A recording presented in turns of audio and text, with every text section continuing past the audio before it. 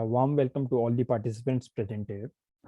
Today we are once again here with our another free webinar on reservoir engineering analysis. And the speaker for the session is Mr. Richard Arnold, who is a reservoir engineer at Medco ENP Indonesia.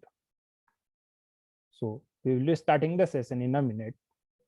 I urge you to pen down your doubts and queries related to the session and clarify it at the end in the Q&A session. So we will start the session right here. Over to you, sir. You can start the session.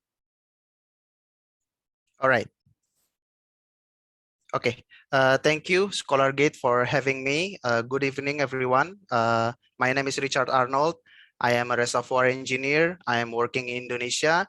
I'm working at PT Medco ENP Indonesia. And in this evening, I will share something that hopefully can be interesting for all of us. So let me share my screen. And please allow me to stop video first. And then in Q&A session, I will open again the camera. All right.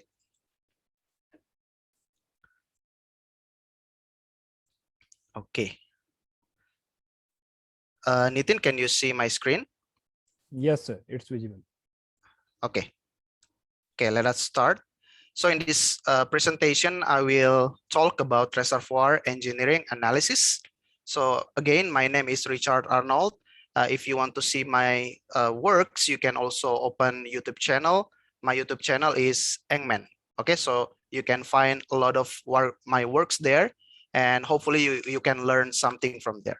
All right, in this presentation, I will talk about 10 reservoir engineering analysis, including production and pressure analysis, formation evaluation, productivity or deliverability analysis, nodal analysis, pressure transient analysis, water encroachment analysis, decline curve analysis, material balance, well reservoir analysis, and lastly, reservoir simulation.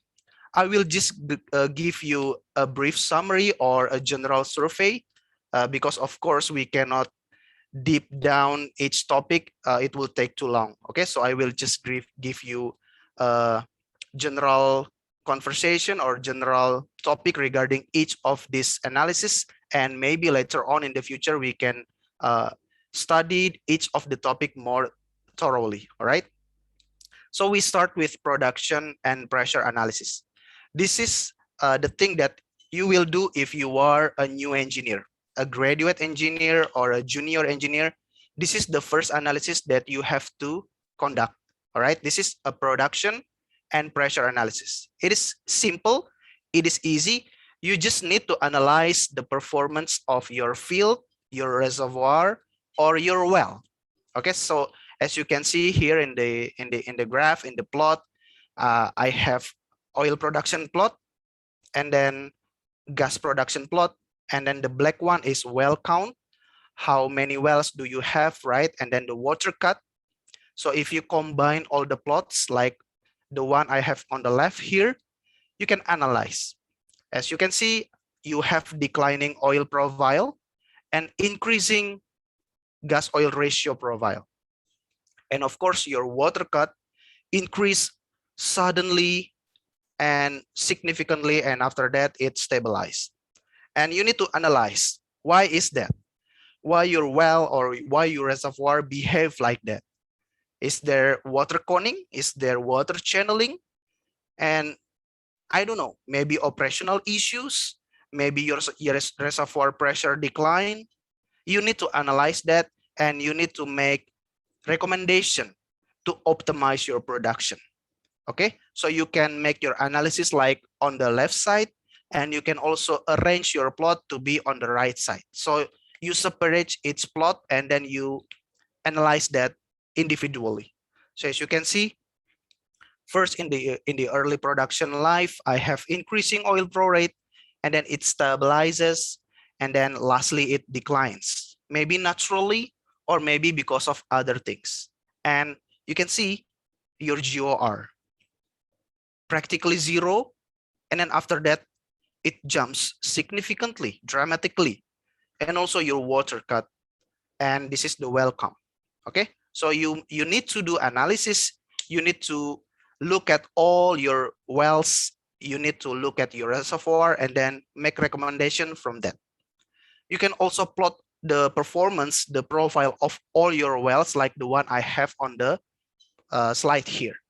So you can see which well give us the highest oil, which well give us the lowest oil, and from that you can know the best well, the best producer, and maybe you want to take care of that. And if you have well that produce with low flow rate or maybe zero flow rate, maybe you need to stimulate that. Maybe you need to optimize the production. Okay, so this kind of analysis is very important, especially if you are a new a junior engineer.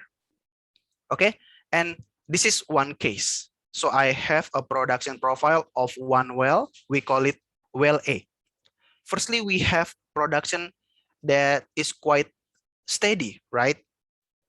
Quite steady. But after that, it declines. Maybe we can say declines rapidly. Why? Maybe it because of a natural decline trend, or maybe because of reservoir pressure depletion, or maybe we don't know. We need to analyze. And after we survey the adjacent area, we know that we have another well, well B. And you can see the early phase of this production, well A, give us stabilized production. But after well B on stream start producing, you can see the production of well A drops. So we can say, we can analyze, maybe there is a production interference between well A and well B. Okay, and we don't like that. We don't like that. We don't like production interference. So because they produce from the same zone, they produce from the same area. It's only a production acceleration, not reserve addition. Okay, what we like is reserve addition, not production acceleration. Okay, so this is the thing that happened. So we shut in the well A, and then after shutting in well B also, we reproduce well B, and you can see well B can produce but with lower decline rate. Okay, you can see the decline here is steeper, but the decline here is more gentle because there is no longer production interference with well A. Okay, and we need to look at other area, adjacent area, and we find well C. Okay, well C also start producing in this time interval. So that's why we understand now, because of this analysis, the production decline is really steep, because of we have 3 producers actually producing from the same reservoir, from the same zone. And that's why we only have production acceleration giving us high decline rate.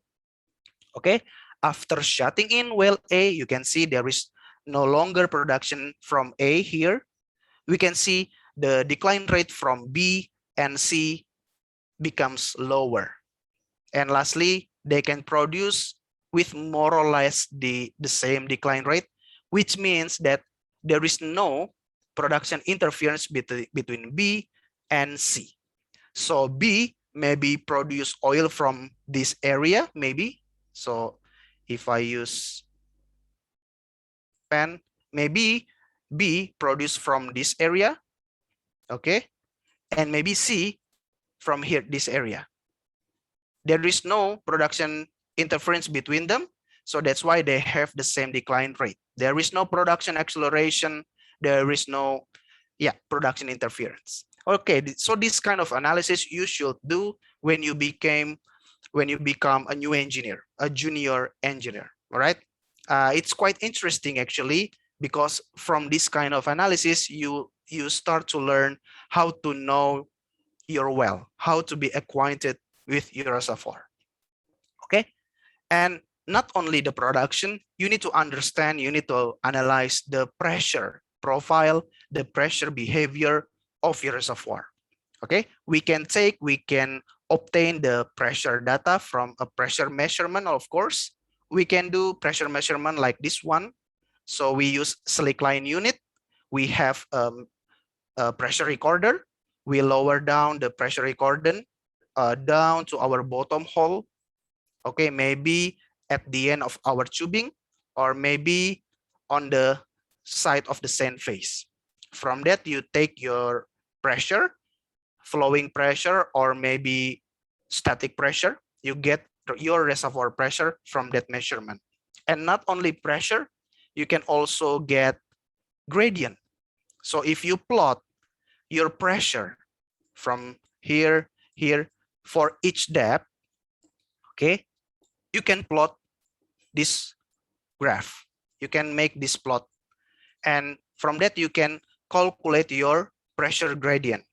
And from pressure gradient, you can know, you can distinguish what kind of fluid you have inside your wellbore.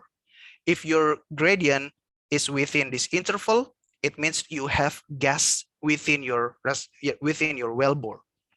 And if you have this range, it means that you have oil. And if you have 0.43 or something, it means that your wellbore is filled with water, which is not good. Okay, so you get your reservoir pressure, you get your fluid gradient from this measurement, but it's like, maybe you can say it's a batch measurement.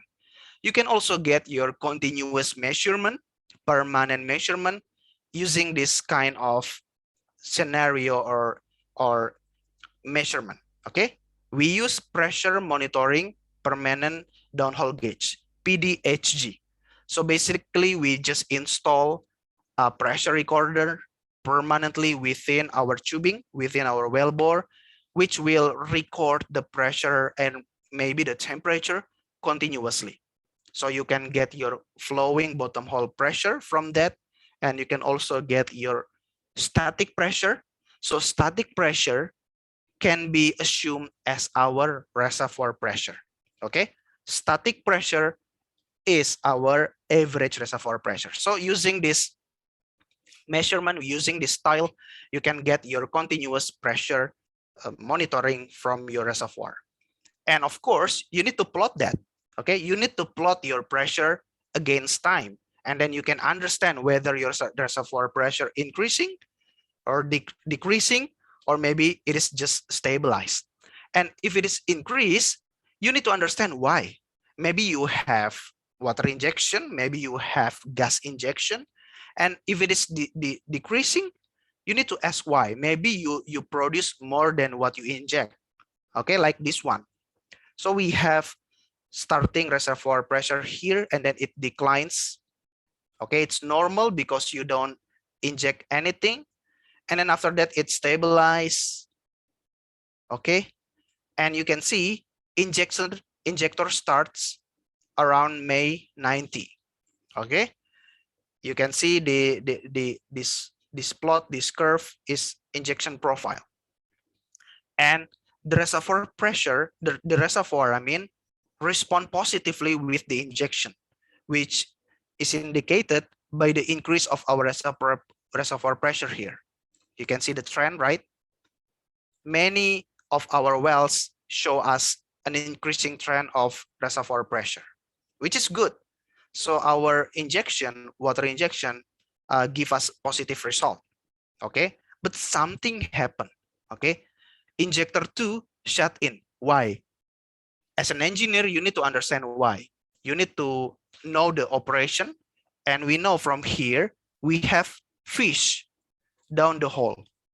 Okay, that's why we need to shut in our well. We have fish, and we need to retrieve those fish. Okay, and yeah, that's why the water injection profile drops, because injector 2 stop contributing, and the condition become worse. Injector 1 shut in. Why? You need to know the reason. And after you check the well, you get this one, shut in due to sand.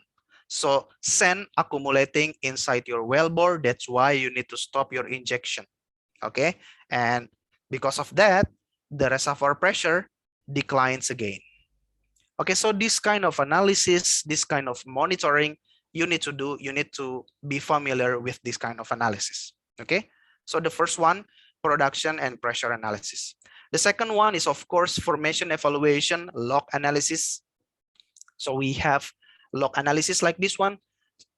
First thing first, formation evaluation is the responsibility of our friends, petrophysicists and geologists, not as a reservoir engineer. Okay, so this is the main responsibility of petrophysicists, but as a reservoir engineer, we need to understand. So we can talk with our petrophysicists, we can discuss with them, and from that discussion, we can know the reservoir better. So yes, we still need to understand formation evaluation, but not as deep as our friends petrophysicists. Okay, so from formation evaluation, our main tool is log.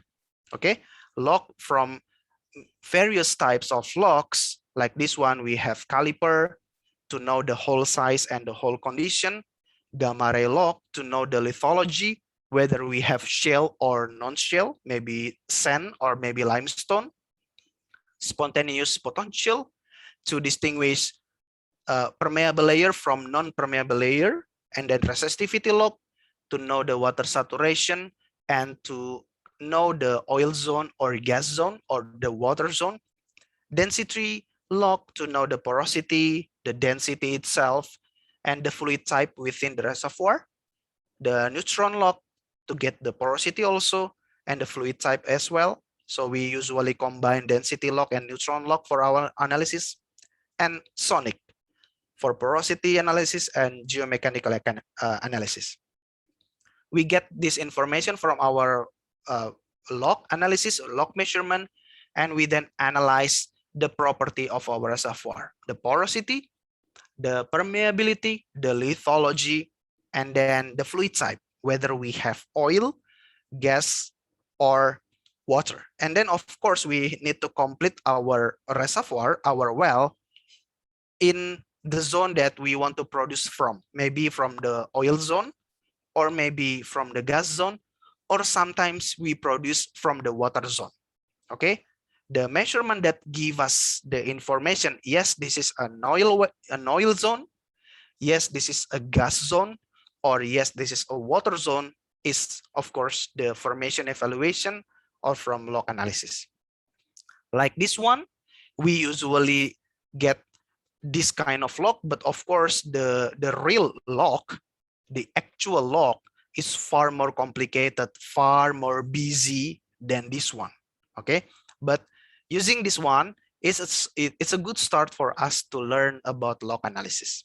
So if you have high gamma ray here, it means you have high radioactivity, which basically give us information that it is a shale zone like this one. And then you have low gamma ray, it means this is a sand zone or maybe permeable zone. Okay, and then shale again. And then low resistivity means you have water usually, that's why, or maybe shale, and we analyze this to be a water zone, a brine zone. But in this depth, in this interval, we have high resistivity, which give us information maybe we have oil or gas there. So resistivity already provide us a good indication of hydrocarbon, but that's not enough. We need to know where the gas is and where the oil is, okay? And we need to know that using this one, porosity log and density log. I mean neutron log and density log.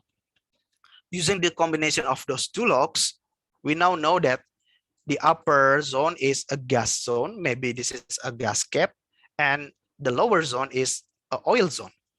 And of course, we want to complete our well on the oil zone usually. Okay, so we will then lower down our perforation, okay, perforation, and start perforation there. So we create a hole, and then from that, using those holes, we produce the oil to the surface. Okay, so the main information comes from log. Okay, and of course, by plotting a lot of logs like this one along our reservoir, we can get this one, well correlation or reservoir correlation. From here, we can understand the reservoir connectivity, okay, throughout the reservoir across the reservoir. So like this one, using this plot or using this information, using this correlation, I know that I have two zones, this one, zone A, and the lower zone, zone B. Okay, so maybe if you find oil here, you basically maybe also will find oil here and maybe oil here. All right, so usually oil is located lower than the gas. So if you find oil here, maybe you will get gas here. Okay, so this kind of analysis we do with the petrophysicists and with the geologists, but it is very, very interesting. Okay, formation evaluation, the second analysis. And the third analysis we need to know, and we do every day as a reservoir engineer, is productivity and deliverability analysis. This is basically analysis to know the ability of our well to produce fluid from our reservoir. So this is our reservoir model. Of course, it's a simplistic model. A cylindrical reservoir is assumed. So we know the reservoir pressure from the measurement, right? PWF, bottom hole flowing pressure, from the pressure analysis. Permeability maybe from log, and viscosity of oil formation volume factor from the PVT analysis. Thickness from log, and the radius of reservoir from geological analysis or maybe from pressure transient analysis. We know this one. And RW, wellbore radius, it's easy. It's designed by our friends, this drilling engineer. So if we know all of those parameters, we can easily calculate our productivity. We have two formulas to calculate the productivity. The easiest one is this one, using well testing. So we test our well, we get flow rate, and we know the reservoir pressure. We know the bottom hole flowing pressure. We get the pressure differential. We can calculate the productivity index. That's the first approach. And more analytical approach is using this equation. So you know the permeability, the thickness, the fluid properties, the RE, the reservoir radius, RW, and also skin factor. You can calculate the productivity analysis. Okay, this is very, very important because from this analysis you can really know the performance of your well and your reservoir. And that's really important because as an engineer, your main product is to know how much oil your well can give to the company. Okay, so you need to know whether this well can give us high flow rate, which means that this well is a very good well, will give us a lot of money from the production, and which well give us low production, which then maybe will need stimulation. Okay, or maybe we need artificial lift installation. Okay, so as an engineer, you need to know the productivity of your well. And we have also empirical approaches to know the productivity of our well. So you can see these equations. It's easy, actually. It's quite straightforward. We know Vogel equation, Wiggins, Standing, and Vetkovich, and we will not discuss in more detail in this presentation. Maybe in the future we can have training on nodal analysis in which we will discuss these equations. Okay, so but basically it's quite easy. You know the flow rate, you know the pressure, bottom hole flowing pressure, you know the reservoir pressure, you do the well testing, and you use this equation. You can then know the performance or the productivity of your well. Okay, and like this one. So I have my well here. I have well test separator.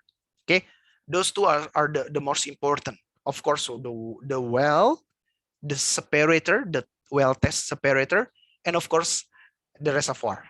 Okay, so first you know the reservoir pressure. Okay, and then you know the separator pressure. Okay, and then you plot. You test your well, you produce your well, you measure the flow rate, you measure the bottom hole flowing pressure, you create this plot, which we call inflow performance relationship. Okay, so you get the flow rate from the well testing, you get this one, and you also know the bottom hole flowing pressure. So your operating condition is located here, okay? But your whole performance is indicated by this curve. So it means that you can increase your production rate, maybe here, increase even farther, or maybe you can also lower your production rate. But it will move along this plot. Okay, so this plot is your main responsibility as reservoir engineer and maybe as production engineer. Okay, so you need to construct this analysis. This thing is more for oil well. For gas well, we usually call it deliverability analysis, but they're basically the same.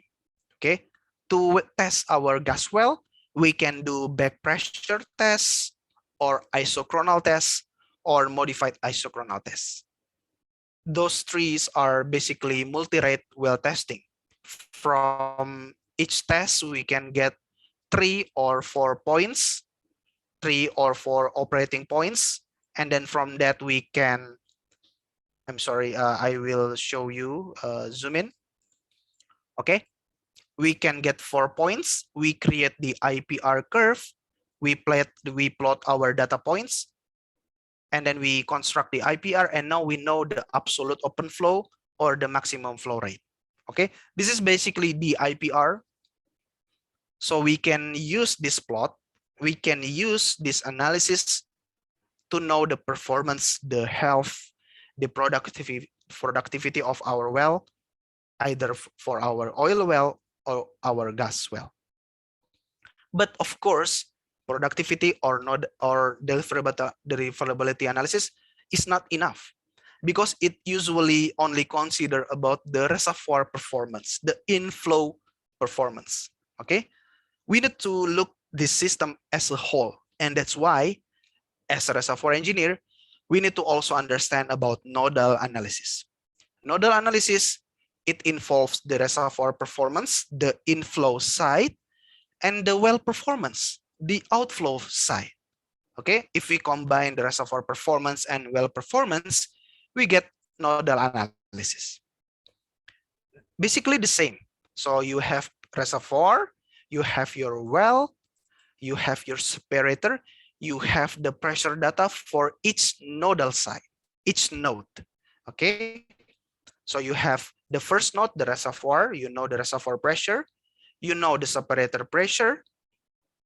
Okay, and then you produce your well, you construct the IPR first, and then you flow, you get the flow rate, you get the pressure, and then you study the outflow performance, and then you construct VLP or outflow performance. Okay, the intersection of inflow and outflow is actually our operating point or operating condition. So it means that our well is now operating at this location within our plot. Okay, of course, we can increase our flow rate, we can decrease our flow rate. How? We can see, yeah, this is basically the same thing. So you plot your inflow and you plot your outflow. The intersection is the operating point. So you're operating under this condition, the flow rate of 2,111 stock tank barrel per day, and bottom hole flowing pressure of 1957 psi. You can increase your production rate using this one. So we have 3 inflows, we have 3 outflows, which come basically from the same well. We just do sensitivity analysis. Okay, so the first one, the inflow with skin of -2. So skin negative means that you are in stimulated condition. Maybe you do acidizing or maybe you do hydraulic fracturing. So you decrease your skin to be in the negative side, so you have bigger inflow. It will give you higher flow rate. Skin 0, base case, and skin 2, formation damage case. So you have 3 inflows, and you can also do sensitivity for tubing size. You try 3 sizes. The first one 3 inches, and then 3.5 inches and 4 inches. Of course, 4 inches will give you higher flow rate. Okay, and then maybe after you do economic analysis, you know that, yeah, I want to install 4-inch tubing and I want to do stimulation so that I can get this high flow rate as my operating condition. Okay, it will give me more gas, in this case gas, okay, more gas or more oil, and it will be economic if we do the job. Okay, if we do the tubing installation and the stimulation.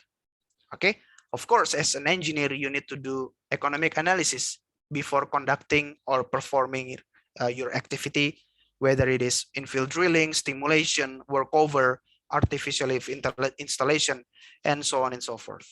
Okay, so this is the 4th analysis, and yeah, so you have this scenario and this scenario. And you can also do IPR or nodal analysis plotting based on the history. So like in this case, our first point is here. We construct the IPR. Our operating point is here. And then we go further. We convert the flowing well to ESP well, and the production decrease. But there is no damage. There is no formation damage. We have our condition here, but it is located on the same IPR curve, which means that we don't have any formation damage. Okay, here. All right, but something happened here. So our production rate becomes very, very, very low. We are now in 0.3. You can see damage well IPR. The IPR curve is very, very thin, very, very slim. Okay, that's why we do fracturing. So our production rate is increased significantly. We are now inside 0.4. We are now here. You can see there is a significant production increase. But we want to upgrade the ESP. We do the ESP upgrading here, but it lays on the same IPR curve. Okay, so this kind of analysis, historical nodal analysis, you can also do to improve the quality of your analysis. And then of course we need to do pressure transient analysis. It's a specialty of the reservoir engineer. We basically do well testing. So we have test separator here. Okay, we have manifold to control the direction of our flow. And of course we have well here. We have pressure recorder there. And then we do analysis using this laptop or desktop. Okay, so basically we vary the flow rate.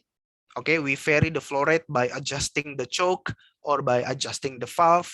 And from the variation of flow rates, we get the change or the profile of reservoir pressure, of course. Okay, so we get flow rate profile, we obtain pressure profile, we incorporate PVT data and other information, maybe permeability, porosity, thickness, and others.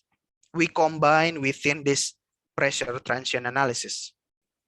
And we can construct this kind of analysis. So we now become like a doctor, okay, like a physician, to know the health, the characteristics, the behavior of our reservoir. There are a lot of conditions: homogeneous, dual porosity, dual permeability, composite, multi-layer, fracture, skin, and the boundary, no flow, constant pressure, infinite reservoir, many conditions we can find in our reservoir.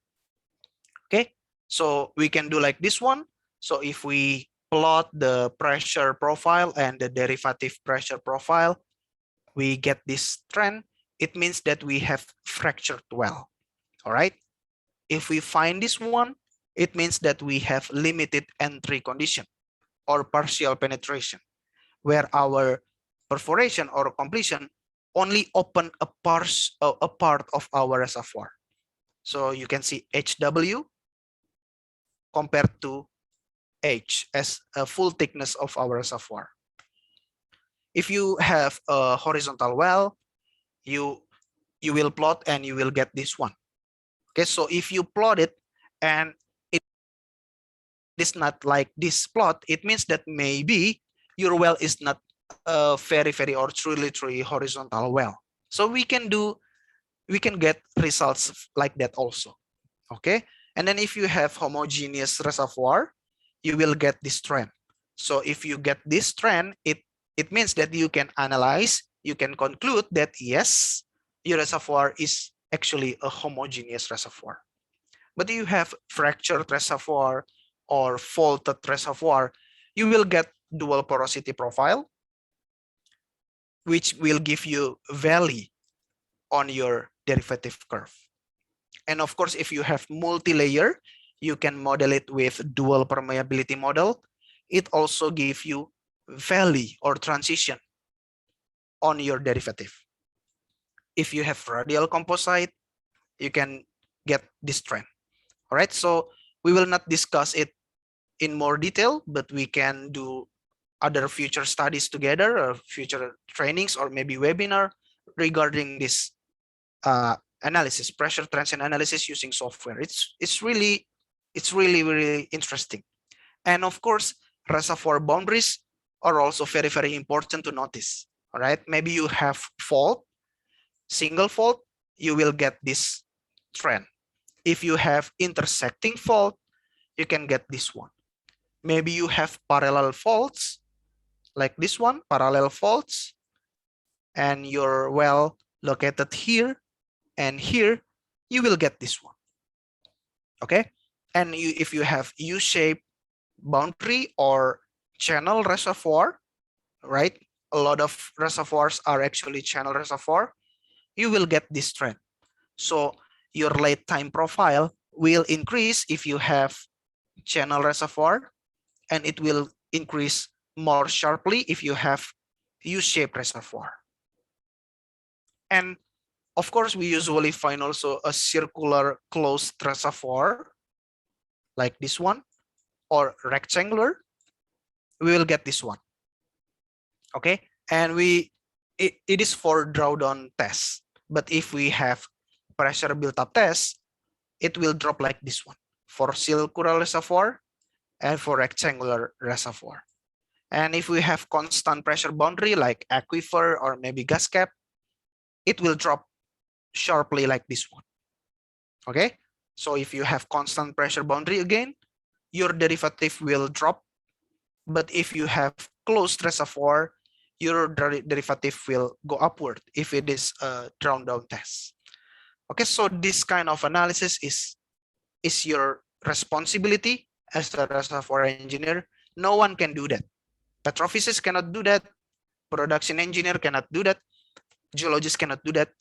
You as a reservoir engineer has to do that. Water encroachment analysis is also very important, because our biggest enemy in our production is of course water.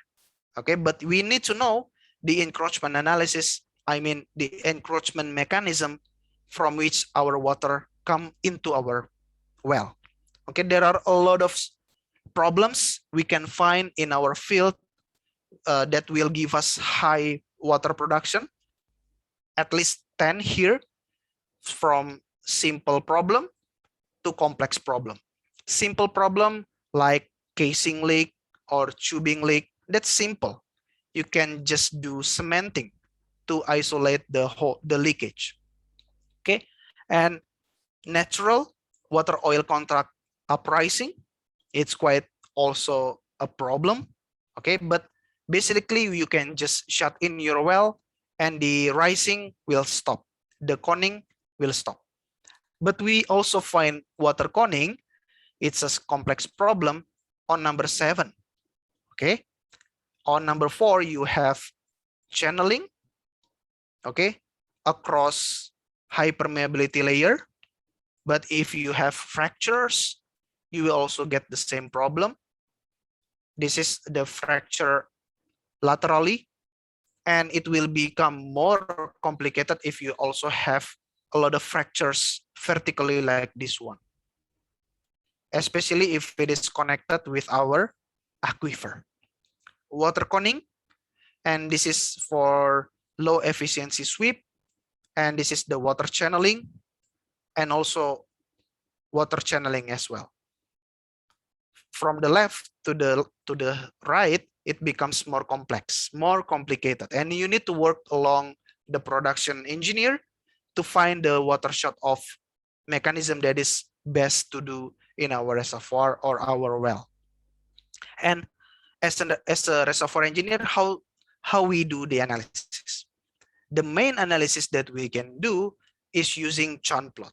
All right, using churn plot, you just plot the WOR, water oil ratio, and the derivative with respect to time. If you have this trend, all right, it means that you suffer water conning, and you will get water multi-layer channeling if your water oil ratio and the derivative increase like this one, okay, with positive slope. Okay, and you need to construct churn plots for all your producers. Okay, this is the best practice.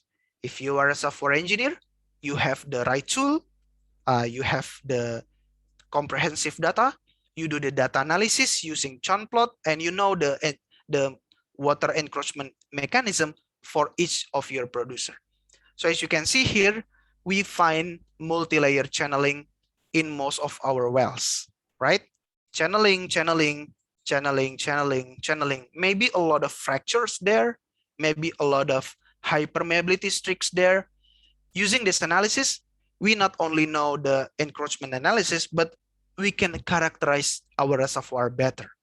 Okay, so now we understand maybe there are a lot of high permeability streaks, high permeability layers, or thief zones within our reservoir. Okay, so yeah, this is very important. And after knowing each mechanism, you plot it like this one.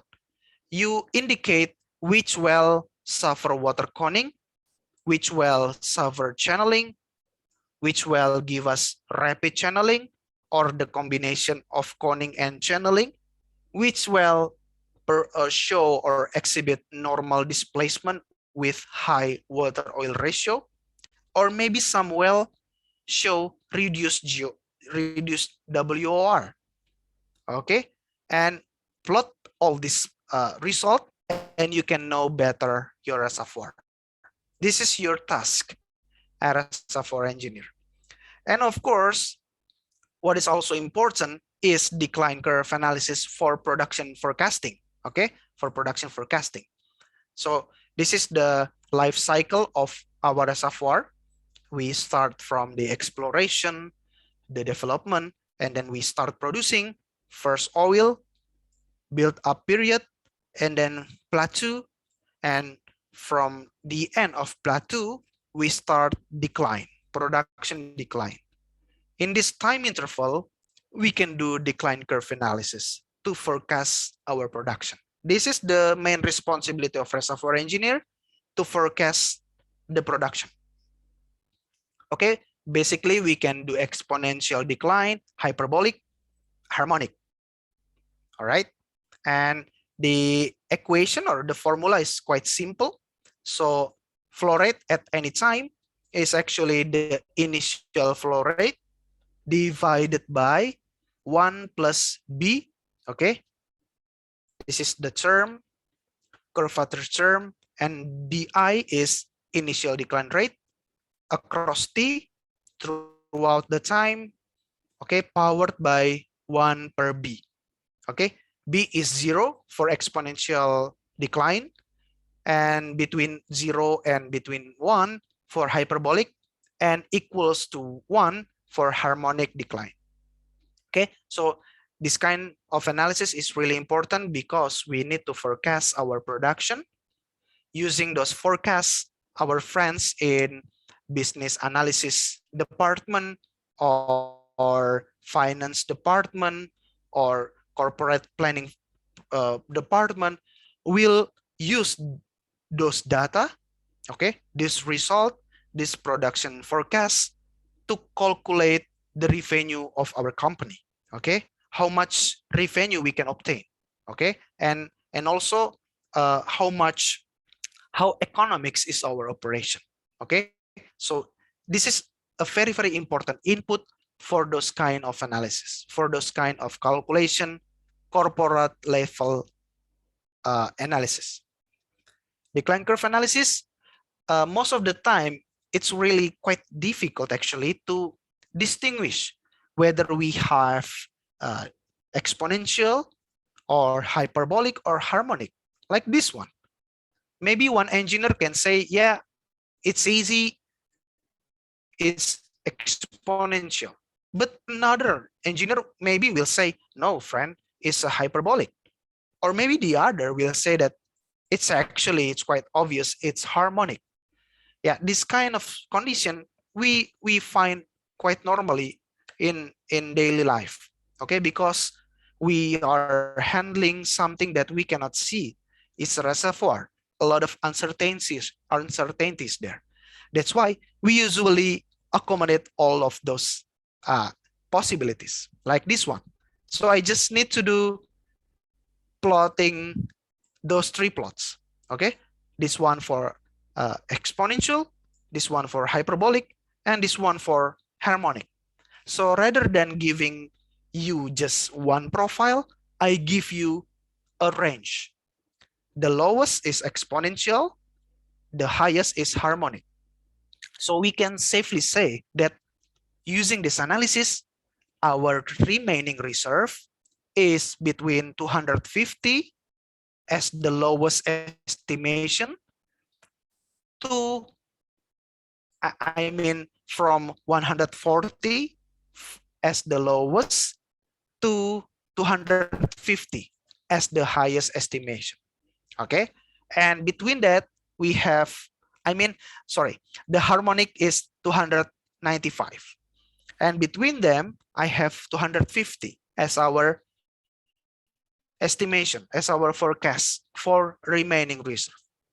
All right, this remaining reserve is very important, because if you have high reserve, it means that you still have, quote unquote, a lot of money inside your reservoir, right? Because reserve means oil, oil means money, okay? Oil means revenue for your company. That's why you need to know about the reserve. And as an engineer, this is your main responsibility, to know the reserve and to know the approach to obtain those reserve as much as possible. Okay, but you do not know how you actually can obtain as much reserve as possible if you don't know your reserve on the first place. Okay, that's why you need to know, you need to calculate, you need to predict your reserve. And one of the easiest approach is to do decline curve analysis. And a quite more complex analysis is material balance analysis. It's our 8th analysis. Okay, so this is a model for our material balance. It's a tank model. So into our tank, we input water injection or maybe gas injection.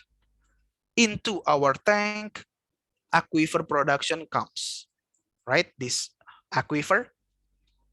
And from our tank, we produce oil, we produce water, and we produce gas, and we can also inject gas lift gas.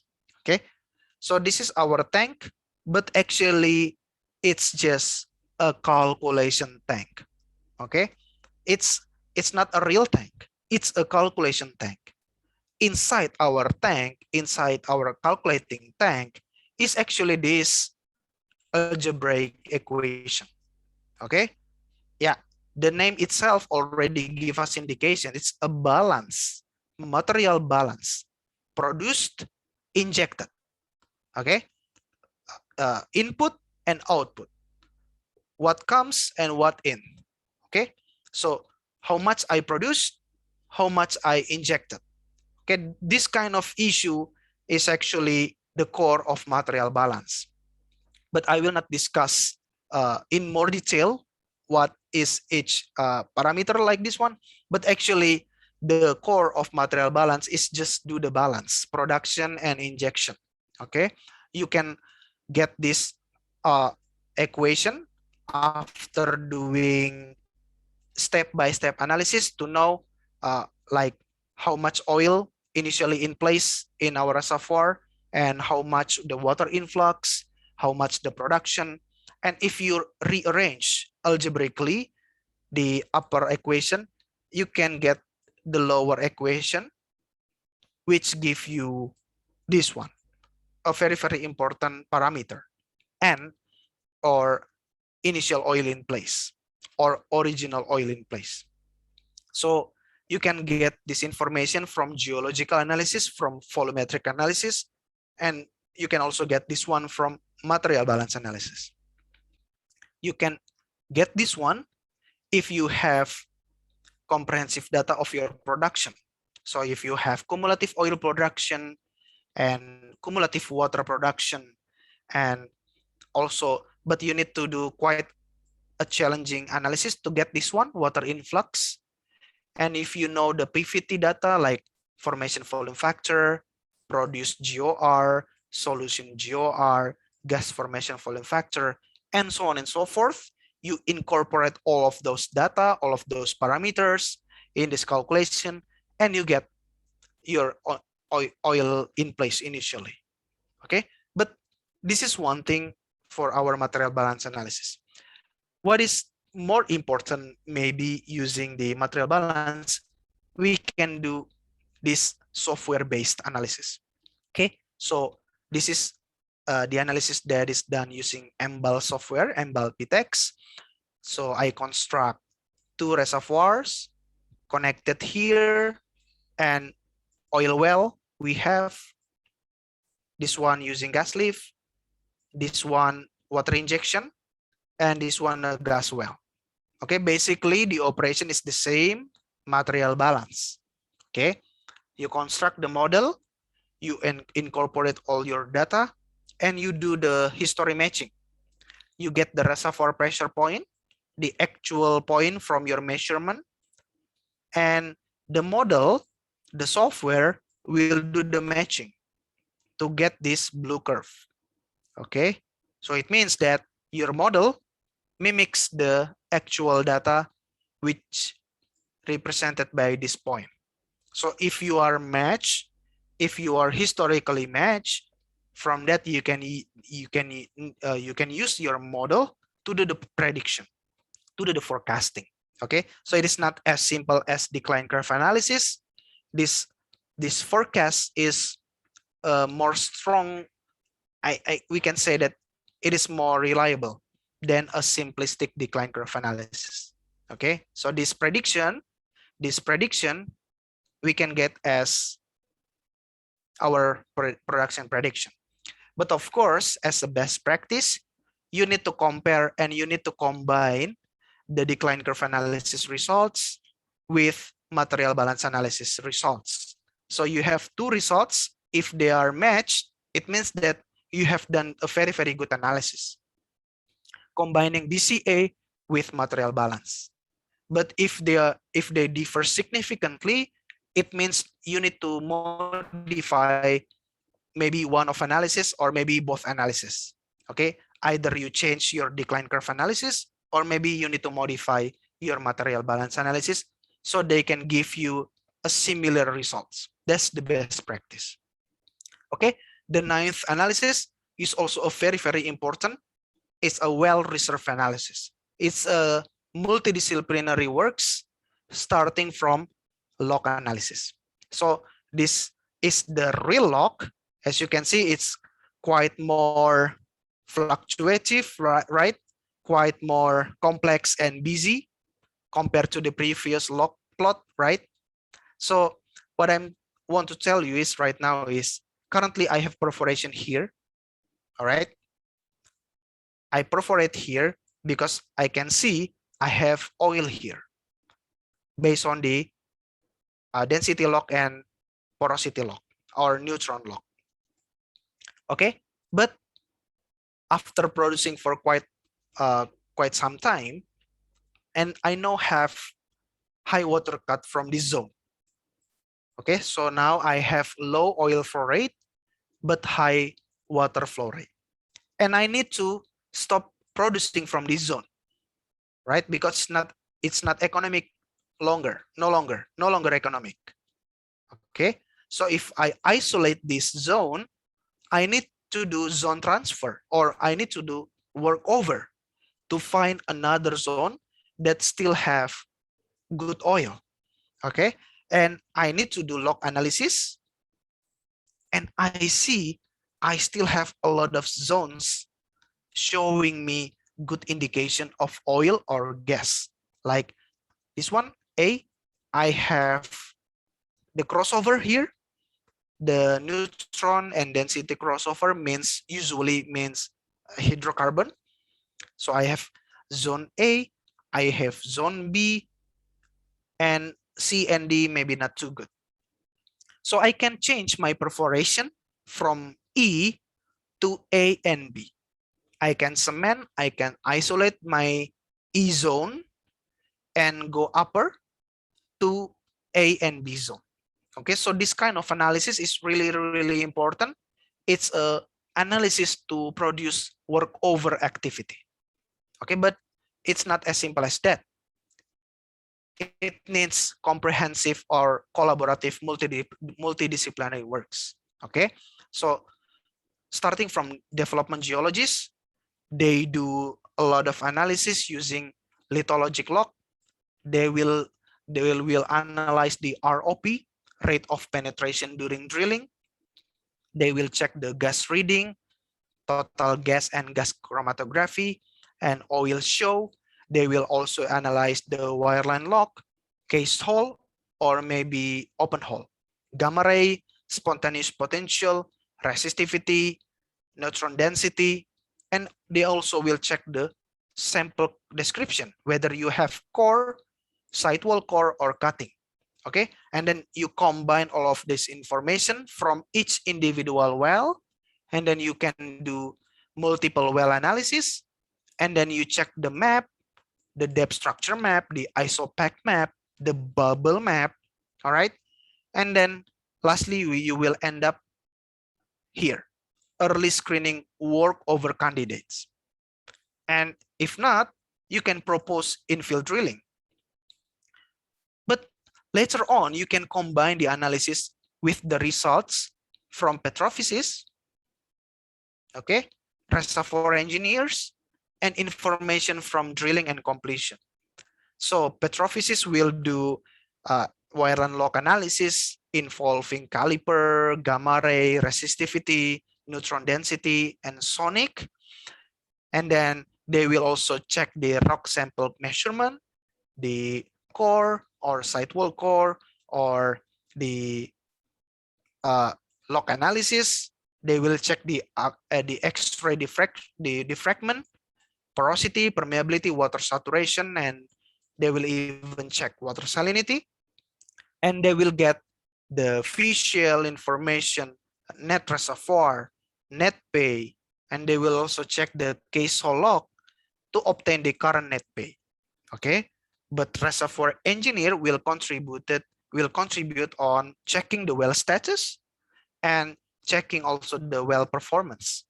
Maybe they will check the water salinity, the pressure, initial production test, latest production test, pressure build up, and so on and so forth. They will also do pressure transient analysis and nodal analysis along with PVT data. And you will check also the well condition, mainly using CBL VDL. And incorporate all of those data, you will arrive at this final screening and you will get candidates.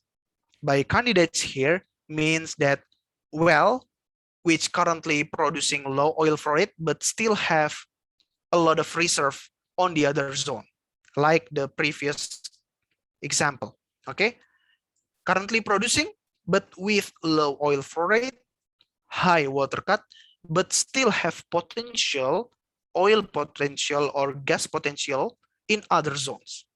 Okay, so using this multidisciplinary works, we can find workover candidates. Okay, workover candidates from which we can perform this job, and hopefully we can find zone producing oil. And lastly is, of course, the apex of reservoir engineer analysis is reservoir simulation. Okay, so this is the workflow. It's quite a heavy job even for reservoir engineer. It's also multidisciplinary works, so you cannot construct your reservoir simulation alone. You need geologists and petrophysicists to construct the reservoir simulation. So you start with this data, seismic data, and well logging data. From that, you construct the structural model, and you also parallel with that, prepare the facies model. And then from that, you construct the stratigraphic model. From this one is actually done by a geomodeler. So it's more about geologic works rather than reservoir engineering works. Okay, so our friend geologist or geomodeler will deal with this one, including this one.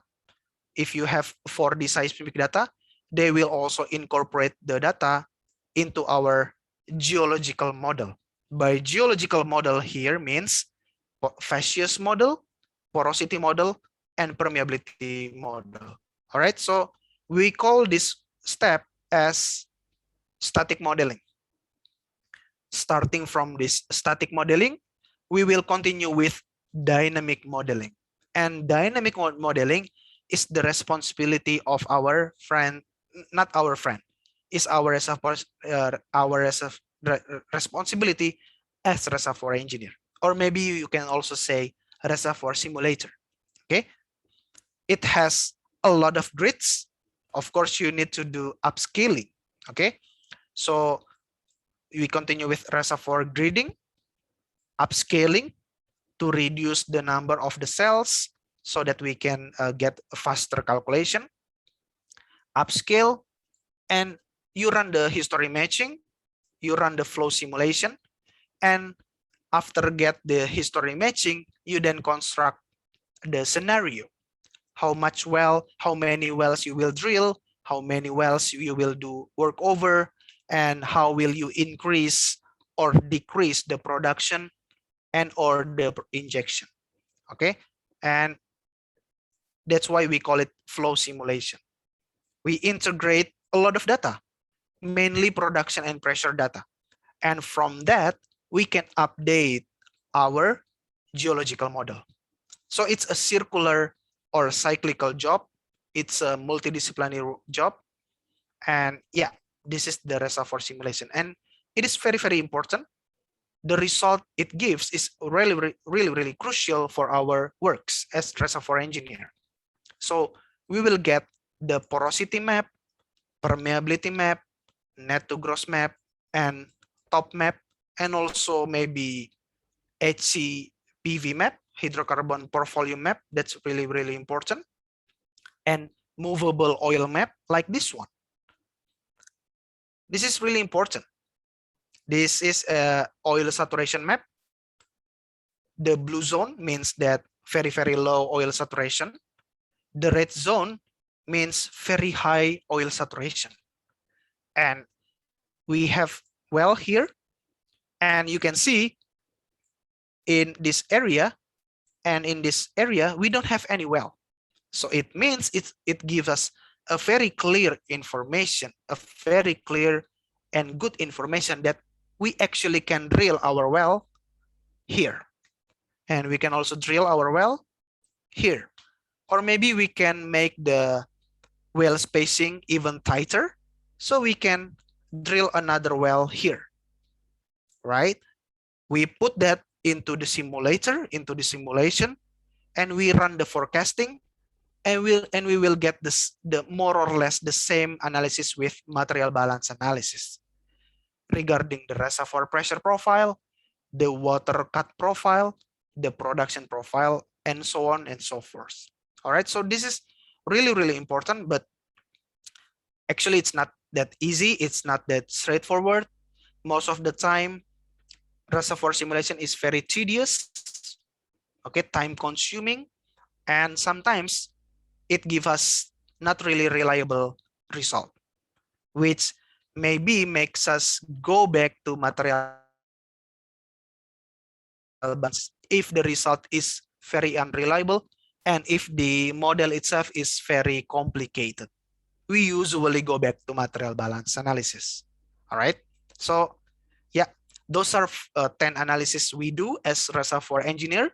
So as a concluding remarks, as reservoir engineer, we do a lot of analysis: material balance analysis, rate and pressure transient analysis, production data analysis, nodal analysis, fluid contact analysis, water encroachment analysis, formation evaluation, and reservoir simulation. Okay, the main thing, the main objective is reserve evaluation, how much oil we still have inside the reservoir, and production forecasting. So those are the two keywords for you if you want to continue as reservoir engineer: reserve and how to forecast the production, okay, for a given scenario. And yeah, this is the concluding remark.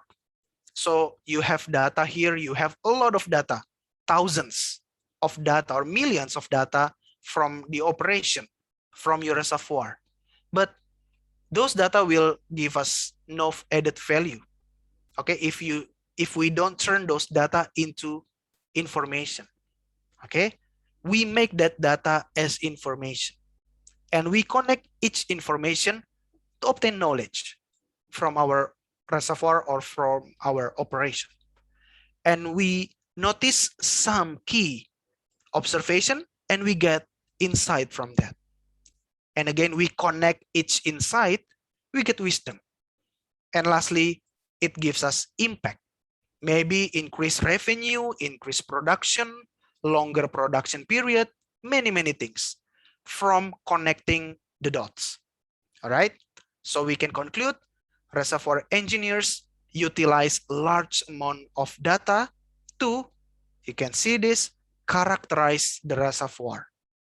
And not only characterize the reservoir, but also predict its behavior and performance, production performance here, under certain operational scenarios.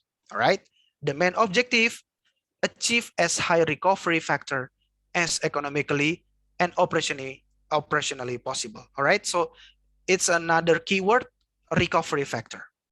Achieve as high recovery factor as possible from your reservoir. All right, so I think that's all. I give back to the moderator and let's open the Q&A session. Thank you.